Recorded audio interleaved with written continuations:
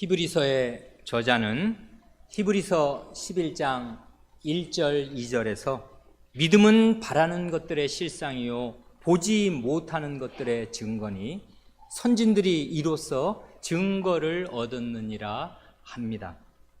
믿음이란 바라는 것들의 실상, 곧 하나님께서 약속하신 소망의 내용을 확신하고 꽉 붙드는 것이고, 보지 못하는 것들의 증거, 곧 그 보이지 않는 소망의 내용을 자신의 현실 생활에서 입증해 내는 것입니다. 그래서 선진들, 조상들이 다 그런 믿음으로 하나님께 인정을 받았습니다. 예를 들면 믿음으로 아벨은 보이지 않으시는 하나님께서 살아계신 것과 또한 그가 자기를 찾는 자들에게 상 주시는 이심을 굳게 믿고서 그 보이지 않는 하나님 앞에 나아가 바른 예배를 드렸습니다. 그 결과 하나님께로부터 너는 의로운 자다, 의인이라 하시는 증거를 얻었습니다. 믿음으로 에녹은 자식을 낳고 사는 우리와 똑같은 그 일상생활 가운데에서도 보이지 않으시는 하나님과 늘 동행하였습니다. 그 결과 하나님을 기쁘시게 하는 자라는 놀라운 증거를 하나님께로부터 받았습니다. 믿음으로 노아는 장차 대심판이 온 인류에게 임할 것이라는 하나님의 말씀을 들었을 때 그것은 당연히 아직 보지 못하는 일이었습니다마는 그 하나님의 말씀을 굳게 믿고서 보지 못하는 그 장래의 일을 입증하는 삶을 방주를 짓는 삶으로 구현하였습니다. 그 결과로 그는 자기 집을 구원하였을 뿐만 아니라 의의 상속자가 되었습니다. 오늘은 그 다음 아브라함에 대하여 살펴볼 차례입니다. 히브리서의 저자는 이 믿음을 소개하는 11장에서 다른 어떤 신앙의 인물들보다도 이 사람 아브라함에게 가장 많은 관심을 기울입니다. 그래, 아브라함에 관한 편폭이 가장 깁니다. 아브라함을 가장 길게 이야기합니다. 뿐만 아니라 이 히브리서 11장에 하나의 공식처럼 등장하는 그 머릿말이 있지 않습니까? 피스테이, 믿음으로 누구는, 믿음으로 누구는, 믿음으로 누구는, 이게 공식처럼 맨 그 구절의 앞을 장식하면서 무려 18번이 그 히브리서 11장에 나오는 가운데 아브라함 한 사람에 대해서 그 믿음으로 라는 말을 4번이나 합니다. 8절, 9절, 11절, 17절이 그것입니다. 그 11절에는 믿음으로 사라 자신도 하였습니다마는 그게 믿음으로 아브라함이 그런데 그 똑같은 믿음을 사라도 가졌다, 그런 뜻입니다. 오늘은 8절과 9절 두 절을 살펴보려고 하는데요.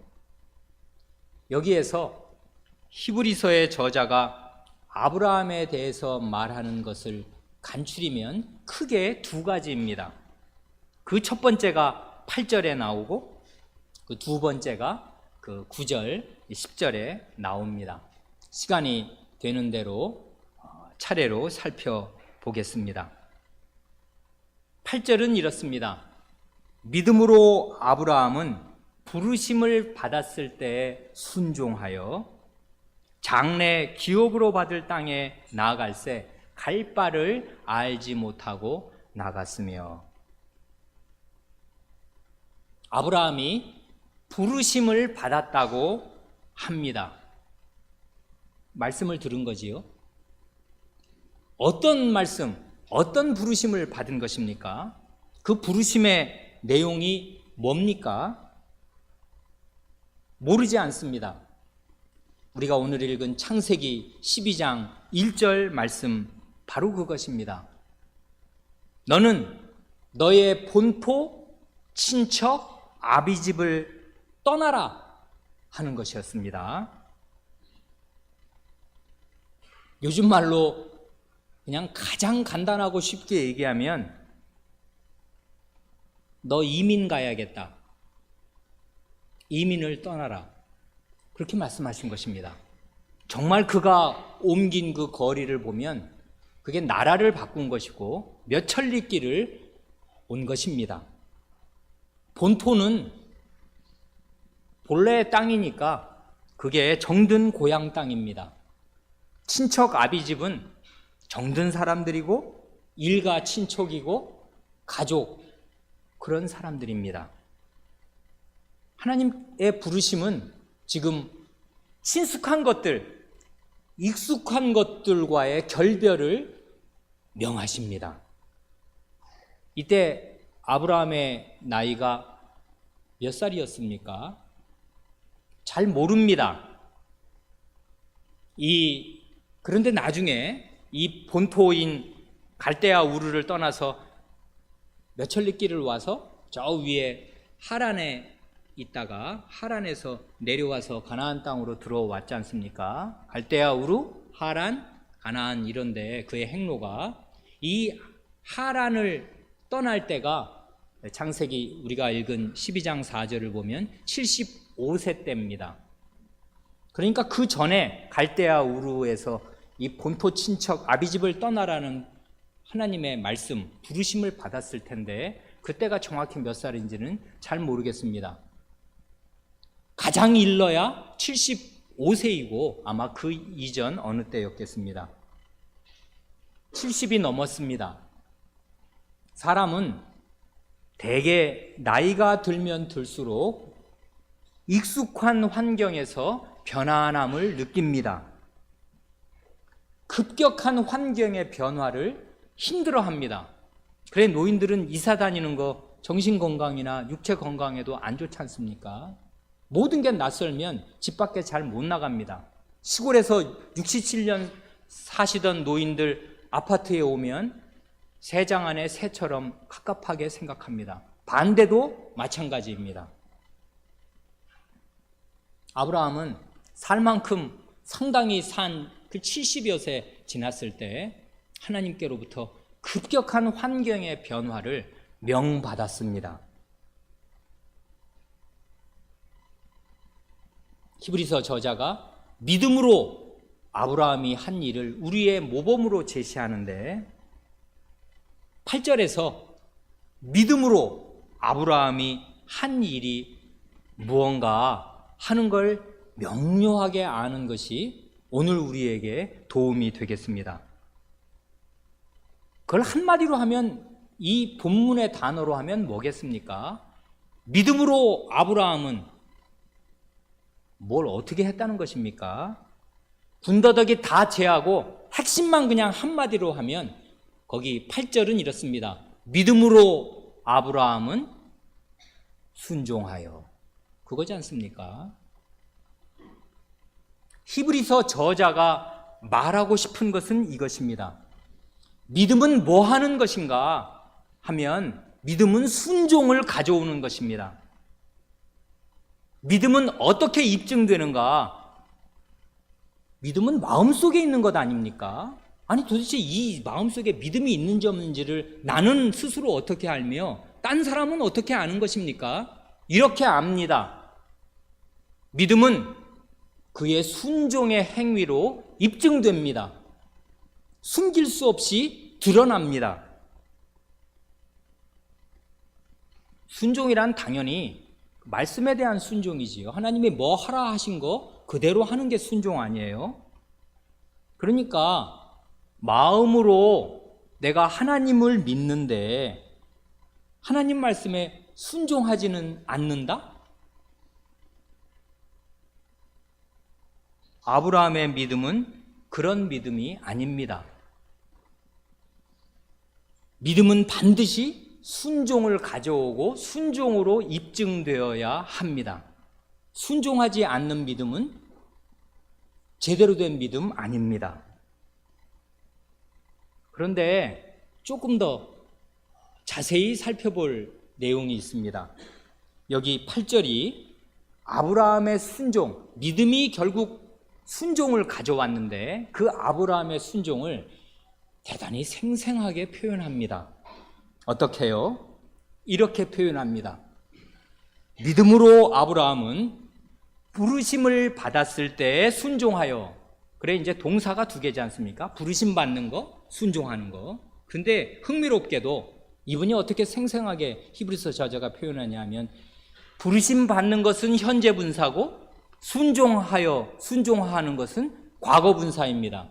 무지하게 어려운 말이지 않습니까? 현재 분사는 현재 진행형이고 과거 분사는 끝난 이야기를 표시할 때 쓰는 것입니다. 그러니까 이걸 그냥 알기 쉽게 말씀드리면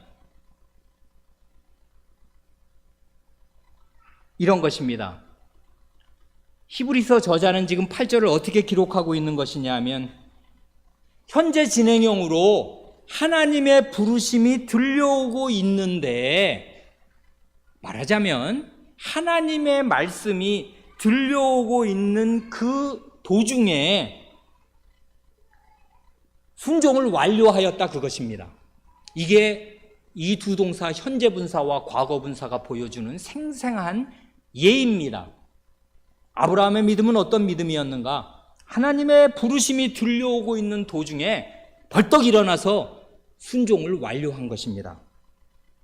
말하자면 믿음은 순종을 가져오는데 무슨 순종을 말하는 것입니까? 순종의 즉각성과 단호함, 아주 즉각적이고 단호한 순종을 아브라함의 믿음은 가져옵니다. 그걸 말합니다.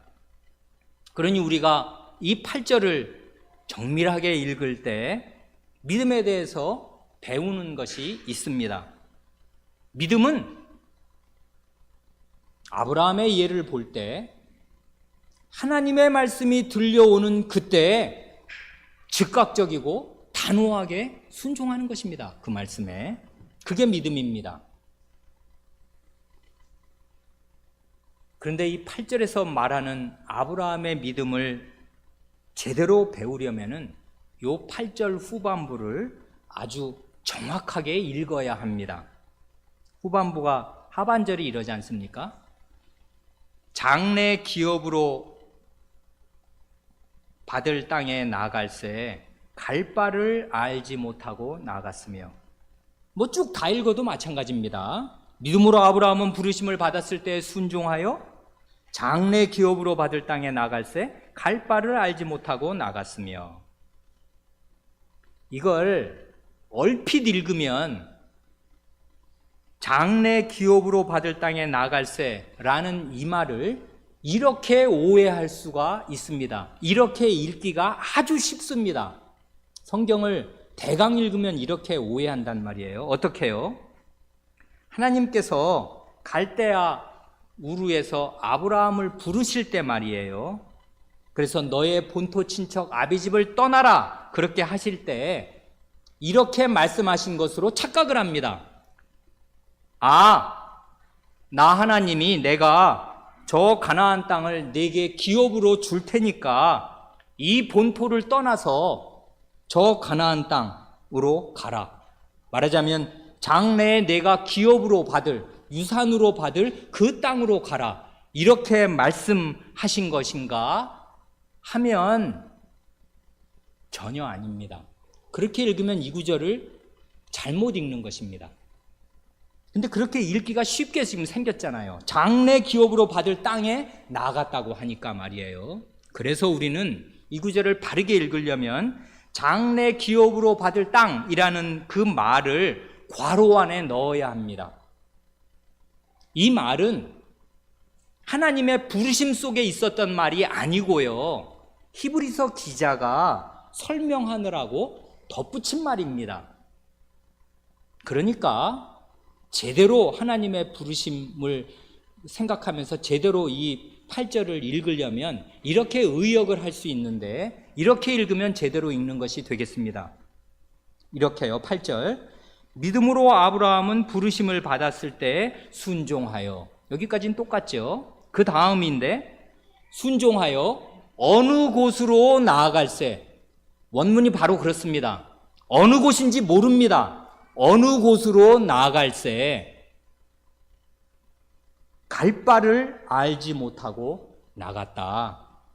그런데 그 어느 곳이 나중에 보니까, 나중에 역사에서 입증된 바로는 장차 그가 기업으로 받을 그 땅이었다 하는 것입니다. 이해되시죠? 그래야 갈 바를 알지 못하고 나갔다는 말이 성립하는 것입니다. 그래 이 히브리서 요 11장 8절을 잘 읽고, 그리고 나서 우리가 아까 읽은 창세기 12장 1절, 하나님의 그 원래 부르심이 박혀있는 그 말씀을 읽으면, 아니 원래 하나님의 말씀도 그렇습니다. 어떻습니까? 이것입니다. 여호와께서 아브라함에게 이르시되 너는 너의 본토 친척 아비집을 떠나, 그 다음 말이 허투루 읽으면 잘못 읽는 말인데, 내가 네게 지시한 땅으로 가라가 아니고요, 내가 네게 지시할 땅으로 가라, 그것입니다. 그러니까 하나님은 지금 고향을 떠나라고, 70년 이상을 산 본토 친척 아비집을 떠나서 딴 나라로 가라고 명하시는데, 어느 땅으로 가라고 하시는지 지시하지 않으신 것입니다. 지시는 나중에 할 것입니다. 그건 나중 일입니다. 지금은 몰라요. 내가 네게 지시할 땅으로 가라는 것입니다. 그러니 어디로 가야 되는지를 몰라요. 그런데 일단 떠나야 되는 것입니다. 우리의 하나님이 믿음의 조상 아브라함을 대하실 때 이렇게 대하셨습니다. 아니, 이민 가라고 하면 어느 나라로 가라는지 그걸 얘기를 해주셔야 비행기표를 살 거 아니에요. 배표를 사든지 걸어가든지 어디로 가야 될지를 알아야 될 거 아니에요. 그래야 떠나지. 그런데 하나님께서는 어디로 가라고 명확히 지시도 안 하시면서, 그건 나중에 알려줄 거고, 일단 고향을 떠나서 이민을 가라고 하신 것입니다. 그래서 아브라함은 그 부르심을 받았을 때, 그 하나님의 말씀을 들었을 때 갈 바를 알지 못하고, 도대체 내가 어디로 가야 되는지 알지 못하고 고향을 떠날 수밖에 없었습니다. 그러니까요, 당연히 그와 함께 70년을 같이 살았던, 옛날엔 이사 잘 안 가는 거니까요, 나면 그 동네에서 평생 사는 것입니다. 그러니 다 그게 친척들과 똑같습니다. 동네 사람들, 친인척들이 수군거렸을 것입니다. 아브라함네, 저 집 이민 간대. 어디로? 자기들도 모른대. 그런 것입니다. 70몇 년 살았으면 작별 인사를 해야 될 거 아닙니까? 그동안 고마웠다고, 나는 이제 하나님 말씀에 순종해서 떠난다고. 그럼 어디로 가시냐고, 잘 모른다고. 그게 말입니까?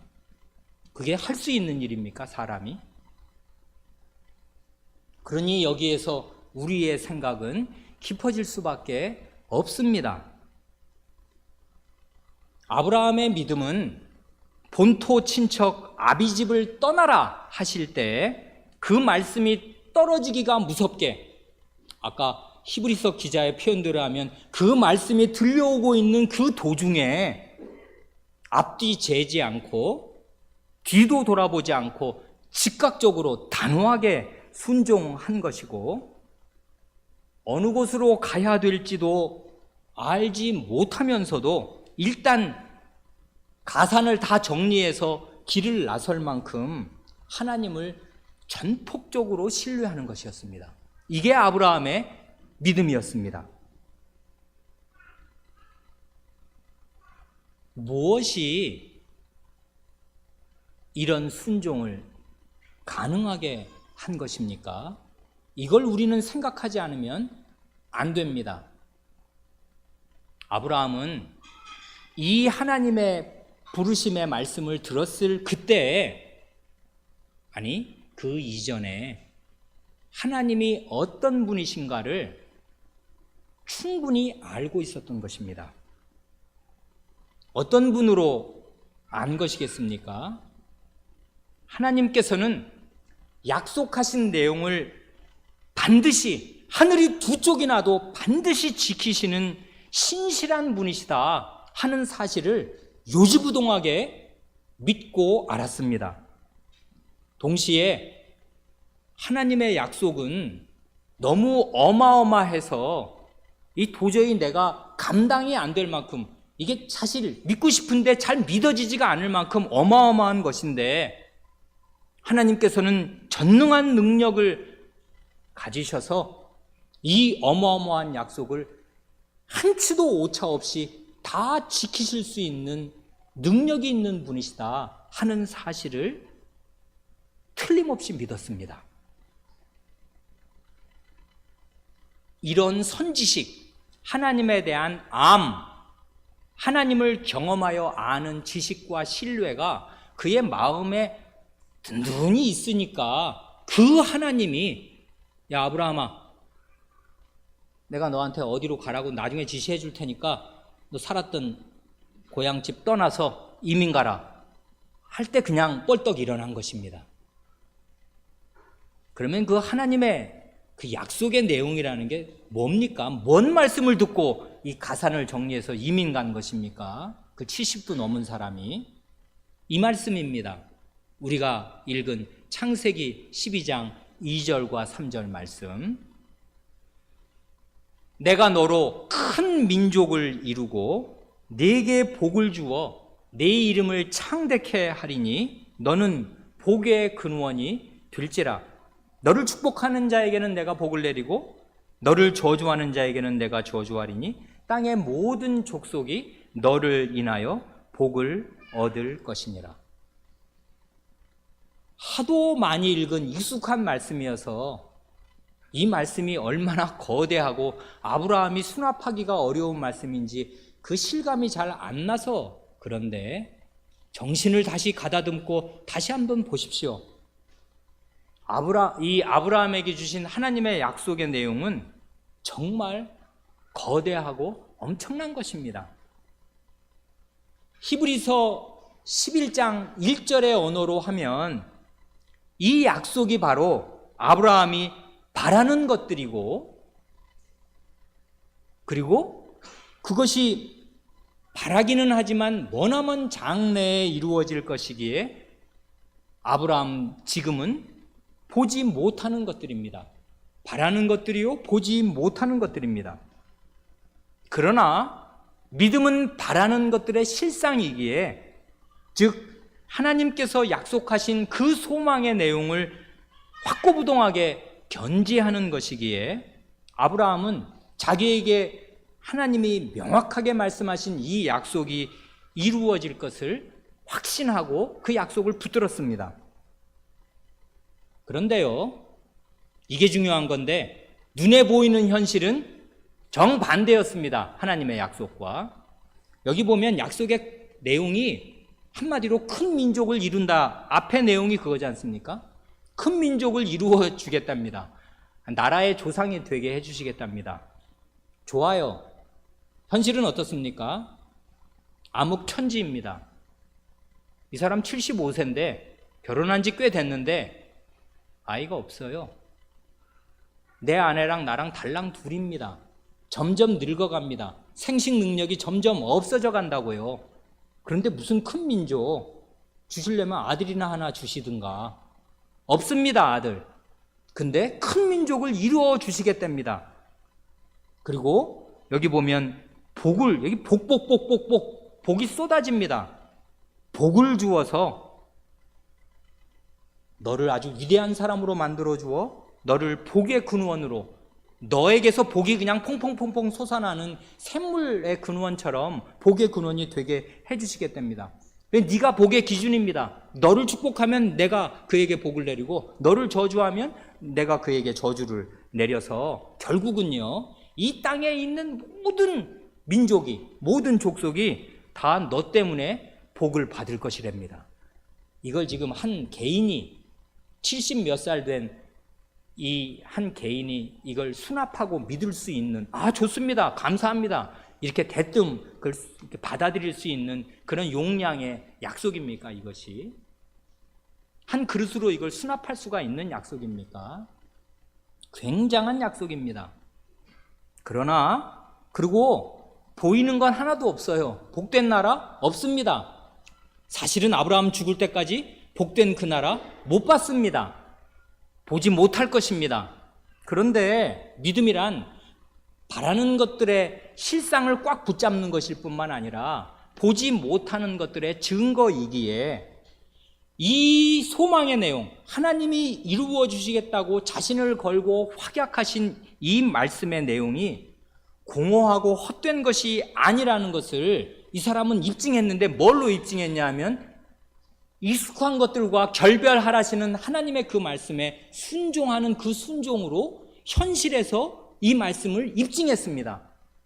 이건 보이지 않아요. 이 거대한 일이 언제 이루어질지 몰라요, 아브라함은. 그건 장래의 일이라고요.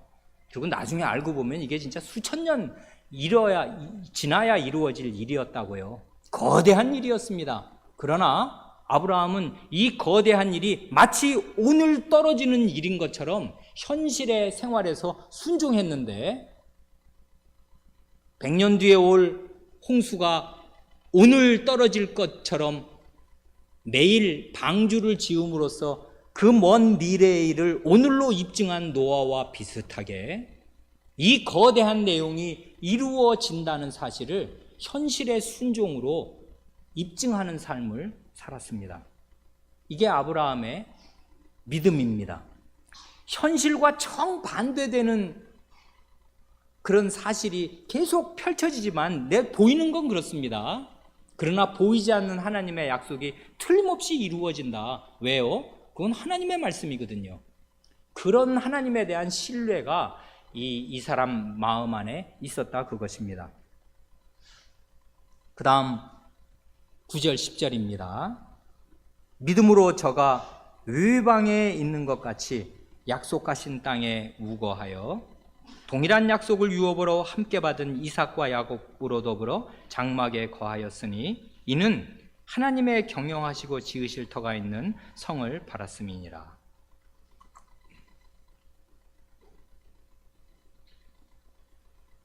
이 말 잘 이해되십니까? 아브라함이 가나안 땅에 들어왔습니다. 그래, 우리가 읽은 그 창세기 12장 5절 하반절이 그러지 않습니까? 주어는 아브라함이고 아브라함이 마침내 가나안 땅에 들어갔더라. 부르심을 받고 우여곡절 끝에 하나님이 나중에는 지시를 하신 것입니다. 어디서 지시하셨는지, 하란에서 지시하셨는지, 어디서 지시하셨는지 이제 저 땅으로 가라고 지시하신 모양입니다. 그래, 그 땅, 마침내 그 가나안 땅에 들어왔습니다. 그런데요, 현실은 하나님의 약속과 정반대로 흐릅니다. 현실은 녹록치가 않습니다.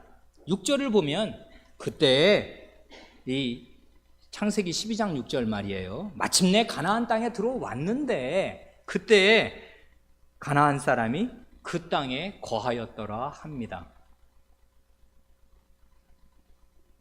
이 땅은 와보니 주인이 있는 땅이었습니다. 선주민들이 몇백 년간 이 땅에서 다 살고 있어요. 터 잡고 살고 있습니다. 성을 쌓고 살고 있어요. 성을 쌓고. 그런데 약속의 말씀은 있는데 현실은 정반대지 않습니까? 자식도 없습니다. 그리고 땅도 한 평이 없습니다. 오직 있는 것은 약속의 말씀뿐입니다.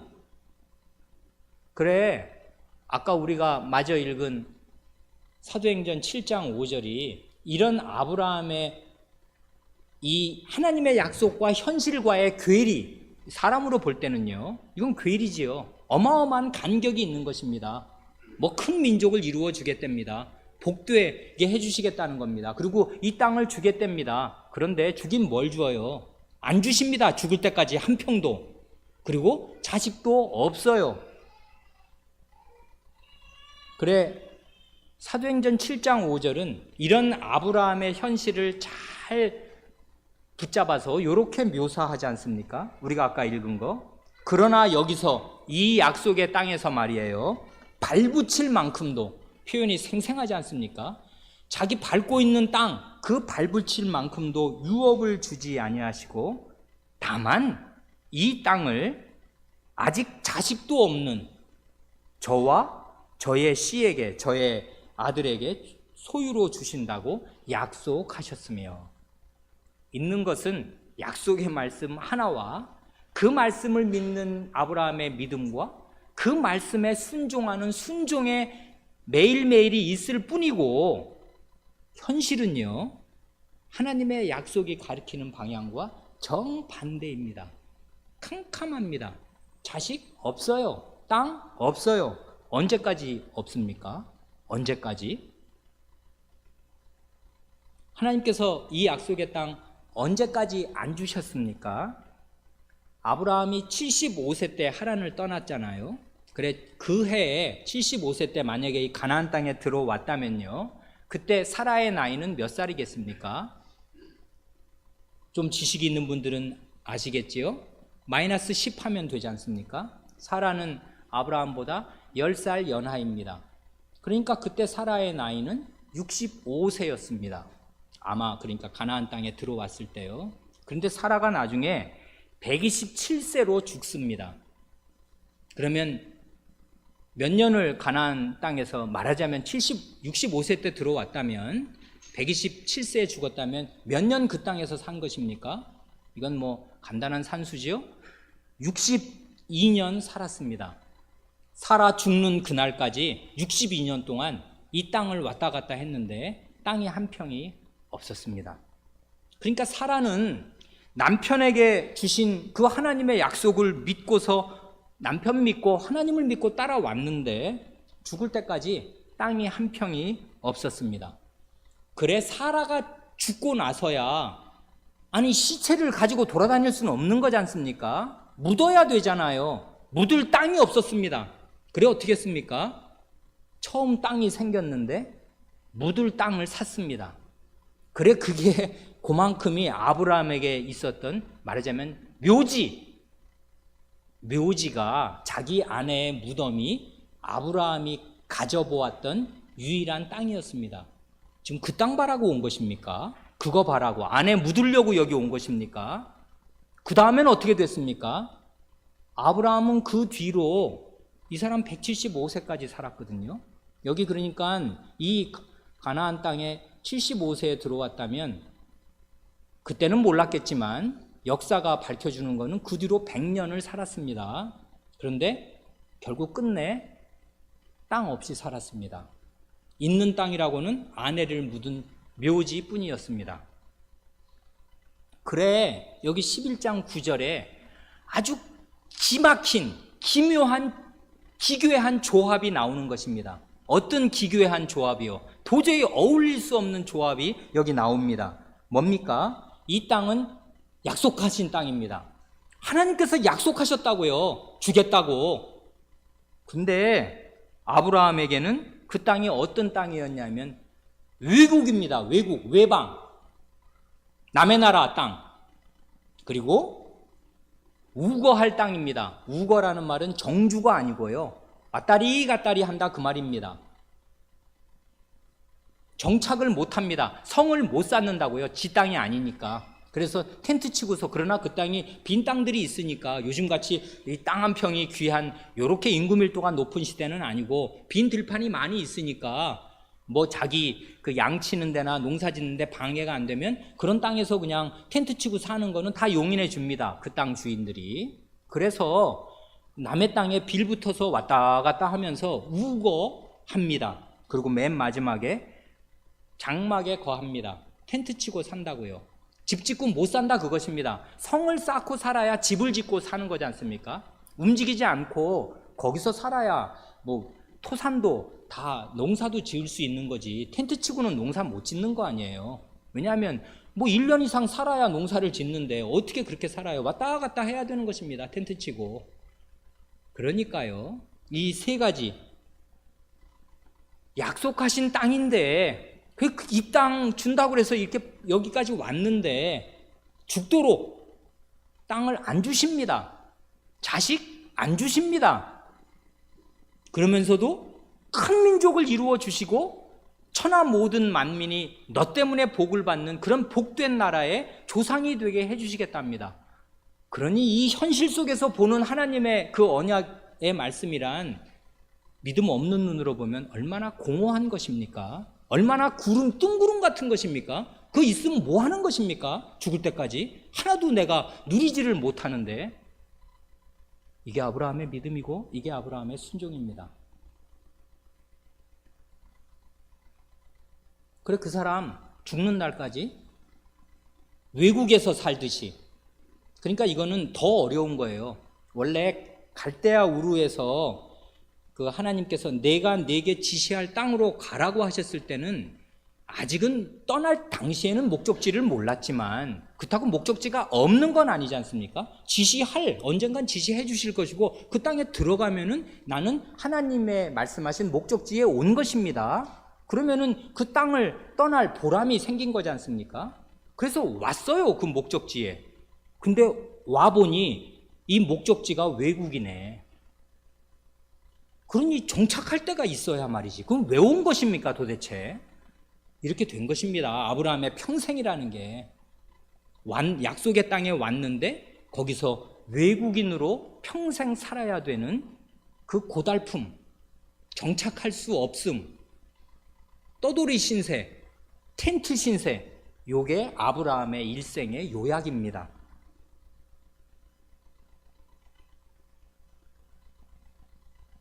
히브리서 저자가 왜 이 이야기 하는 것입니까?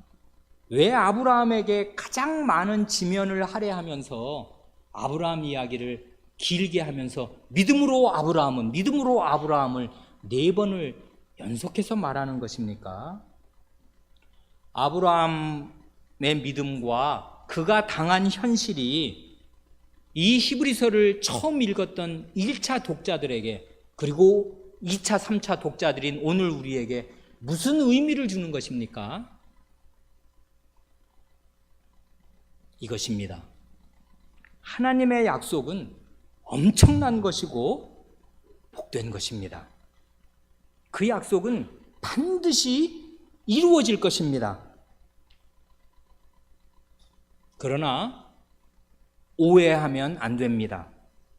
그렇게 복된 약속이 반드시 이루어질 것이고 우리에게 내 머리 위에 떨어져 있다고 해서 그 복된 약속이 내게 주어졌다는 그 사실이 오늘 나의 현실이 평탄하고 순조로울 것을 보장하는가 하면 전혀 아니다 그것입니다. 아브라함을 보면. 히브리서 독자들이 1차 독자들이 처한 처지가 바로 그것입니다. 예수 믿는다고 했더니 전 재산을 뺏기게 됐습니다. 그 사회에서 축출되게 되었습니다. 아브라함처럼 되는 거예요.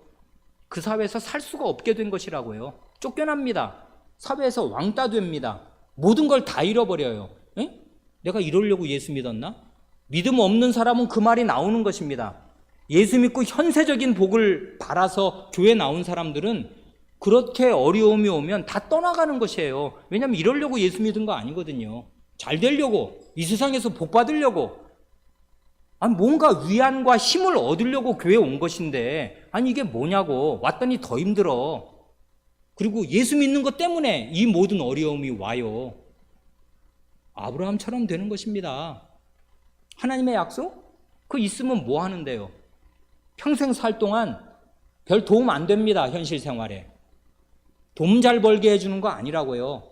사회에서 출세하게 해주는 거 아니라고요. 이렇게 되는 것입니다. 그래 이 히브리서 저자가 이 너희들의 조상이라며, 우리 조상이라며, 이 아브라함이 믿음의 조상이라며, 이 히브리서 1차 독자가 히브리 사람이든 이방인이든 아무 상관없습니다. 믿음이 있는 사람은 다 아브라함을 조상으로 여기고 하나님 나라의 조상 아닙니까? 시조 아닙니까? 이 아브라함이 다 그 믿음, 동질의 믿음을 가져야 아브라함을 시조로 세우신 그 복된 나라에 들어가는 것이고 그 복된 나라에서 계속 복을 누리게 될 것입니다. 아브라함의 믿음, 동질의 믿음을 갖지 않으면 누구도 그 아브라함을 시조로 하는 그 나라에서 붙어 있지 못하게 될 것입니다. 그러니 우리는 아브라함의 믿음이 뭘 이루었고 뭘 했는가를 제대로 알아야 합니다. 이 아브라함이 당한 이 약속과 현실의 괴리, 그 속에서 그가 어떻게 이 하나님의 거대한 약속을 굳게 붙들고 현실의 이 배반 같은 현실, 전혀 정반대로 펼쳐지는 이 현실에도 불구하고 죽는 날까지 이 약속을 붙들고 순종의 태도로 그 보이지 않는 그 하나님의 약속을 매일 입증하면서 살았는가 하는 이 아브라함의 신산스러운 삶이, 이 고통스러운 삶이, 아니 하나님 믿고 좋았는데 실제로 약속의 땅에 들어와 보니 여기도 외국인, 이 황당한 현실이 이 히브리서 1차 독자에게 큰 위로를 줍니다. 아, 나만 이런 게 아닙니다. 나만 예수 믿고 힘든 게 아니라고요. 예수 믿으면 뭐가 다 잘 될 줄 알았고 복 받을 줄 알았는데 그렇게 안 돼요. 근데 처음부터 그랬던 것입니다. 하나님 나라 역사에 처음부터 아브라함부터 하나님이 그렇게 아브라함을 대우하셨습니다. 그렇게 다루셨다고요. 그리고 그의 믿음을 계속 요구하셨다고요. 왜요? 하나님이 주실 복은 어마어마한 것입니다. 그것은 이 현세에 붙은 더러운 눈으로 받을 수 있는 게 아니라고요. 현세에 붙은 현세 구복적인 마음 벗겨내야 합니다. 그건 참 믿음이 아니에요. 이 세상에서 잘 먹고 잘 살겠다는 것이지. 그건 믿음 없어도 되는 거라고요. 이 세상 사람들 잘 사는 사람 많지 않습니까? 자기 힘과 노력으로 떵떵거리고 잘 살고 진짜 이 돈 다 쓰고 어떻게 죽나 천년만년 살고 싶은 사람들 많지 않습니까? 그렇게 되라고 하나님이 우리를 부르신 것입니까? 아닙니다. 겨우 그 정도 아니라고요. 하나님이 우리에게 약속하신 약속은 너무나 거대한 것입니다. 어마어마한 것입니다. 그러니 그런 약속을 제대로 딱 붙잡고 믿어야 하고, 그런 믿음을 현실 생활에서 현실이 아무리 내 기대를 배반할지라도 이 현실이 계속 어려움 가운데 진창 가운데 펼쳐질지라도 관계없는 것입니다. 하나님의 약속 살아있습니다. 하나님의 능력 살아있습니다. 하나님이 그 말씀 하셨습니다. 하나님이 복을 약속하셨습니다. 아브라함과 함께 그 복에 참여할 것입니다. 누가요? 아브라함과 동질의 믿음을 가진 사람, 아브라함과 동질의 순종을 하나님께 바치는 사람이 그 나라를 얻을 것입니다. 그 복을 받겠습니다. 그러니 이 믿음의 조상 아브라함의 믿음이 히브리서 1차 독자에게나 히브리서 2차, 3차 독자인 우리에게 큰 자극이 됩니다. 위로가 되고 자극이 됩니다. 아브라함처럼 우리가 어렵습니까? 괜찮습니다. 하나님을 믿으십시오. 하나님의 약속을 믿으십시오. 그 약속은 반드시 이루어질 것입니다. 아브라함은 이런 약속이 이루어지는 현실을 못 보고 죽었습니다. 약속만 구두로, 언어로 받았을 뿐입니다. 그런데 우리는 그 약속이 굉장히 많이 성취된 놀라운 시대를 삽니다만은 본질에서는 똑같습니다. 하나님께서 주실 그 하나님 나라의 거대한 약속이 여전히 미래에 있습니다. 현실에서는 여전히 우리의 기대를 배반하는 일들이 왕왕 펼쳐집니다. 이게 우리의 상황이고 아브라함의 상황이라고요. 이럴 때 어떻게 살겠습니까? 아브라함과 같은 믿음으로 사는 것이다 하고서 히브리서 기자는 말하는 것입니다.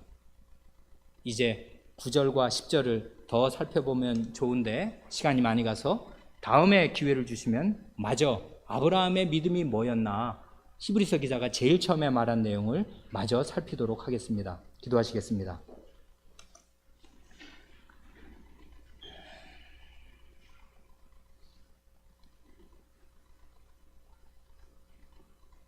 하나님 아버지, 저희가 살고 있는 현실이 참으로 어렵사오며 뜻하지도 않고 전혀 기대하지도 않던 별의별 어려움을 저희가 다 겪고 눈물을 흘리오며, 그리하여 이 눈물골짜기 같은 세상이라고 시인하지 않을 수 없을 만한 불같은 고난을 이렇게도 받고 저렇게도 받으며 사옵니다. 저희 안에 있는 죄와 연약함 때문이기도 하오며, 이 세상 안에 가득한 죄 때문이기도 하오며, 혹은 전혀 이유를 알 수 없는 가운데 하나님께서 요셉을 다루시고 욥을 다루시듯이 저희를 불덩어리 가운데 넣으시고 견디기 어려운 어려움 속에서 저희를 단련시키고자 하시옵니다. 아브라함이 70살이 넘었을 때 하나님의 부르심의 말씀을 들었사오나 그의 앞에 장차 100년 동안 펼쳐질 현실은 녹록한 것이 아니었사오며, 이 세상 사람들이 바라고 그렇게 되기를 원하는 것이 전혀 아니었사오며, 심지어 약속하신 땅에 들어갔을 때 그 땅을 결국은 한 평도 받지 못하고 죽도록 나그네로, 이방인으로, 떠돌이로 살아야만 하였사옵니다. 그러나 그가 하나님의 약속을 굳게 믿고 그 약속을 현실에서 순종함으로 그 약속이 헛된 것이 아니요 빈말이 아니요 공허한 것이 아님을 자기의 현실로, 자기의 순종으로 입증하였으므로 그가 하나님 나라의 조상이 되었고 믿음의 조상이 되었사오며, 저희의 믿음의 모범으로, 사표로 여기 이렇게 서 있사옵니다.